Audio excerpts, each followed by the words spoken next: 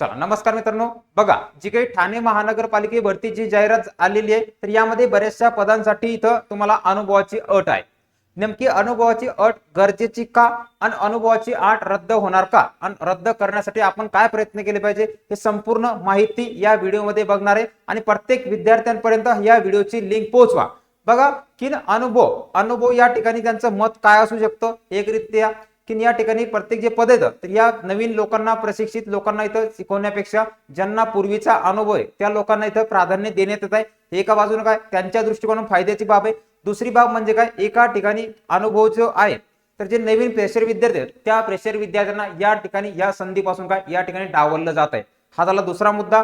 तर जी काही जाचक अट जी आहे तर ही जाचक अट रद्द करण्यासाठी आपण पहिला प्रयत्न म्हणजे काय की जे काही आयुक्त आहे जे काही ठाणे महानगरपालिकेचा आयुक्त किंवा जे काही आपल्या जे काही परिचयामध्ये जे काही नेते पुढारी मंडळी आहेत या पुढारी मंडळींना याच्या विरुद्ध आवाज उठवायला सांगा किंवा त्यांना निवेदन सादर करा की या विद्यार्थ्यांना प्रत्येक नवीन विद्यार्थ्यांना या संधी पेपर दिल्या गेल्या पाहिजे यासाठी प्रयत्न करा. एवढं असून सुद्धा तुम्ही 1,000 रुपये जर घेत असले 1,000 रुपये घेऊन सुद्धा तुम्ही अनुभव मागताय. जर एक विद्यार्थी जर अनुभव 3 वर्ष जर कामाचा त्याला अनुभव आहे तर कामाचा अनुभव असल्यानंतर त्याची पुन्हा परीक्षा देण्याची अभ्यास करण्याची इच्छा जागृत राहणार का हा सर्वात मोठा एक प्रश्न आहे. त्यामुळे नवीन विद्यार्थ्यांना सुद्धा या ठिकाणी काय संधी मिळली पाहिजे यासाठी तुमचं सर्वांचं एक कर्तव्य आहे की प्रत्येकानं आपण काय निवेदन सादर करायचे पत्र सादर करायचे.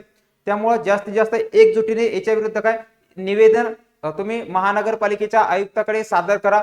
मुंबई महानगरपालिकेप्रमाणे ही सुद्धा जाचक अट रद्द होऊ शकते परंतु यासाठी सर्वांना आपल्याला एकत्रित येणं गरजेचं आहे. तर मित्रांनो जास्तीत जास्त निवेदन सादर करा. आपलं जास्तीत जास्त प्रयत्न काय राहील की जाचक अटी रद्द झाल्या पाहिजे. चला भेटू पुढील व्हिडिओमध्ये. तोपर्यंत नितपणे काळजी घ्या, नितपणे अभ्यास करा.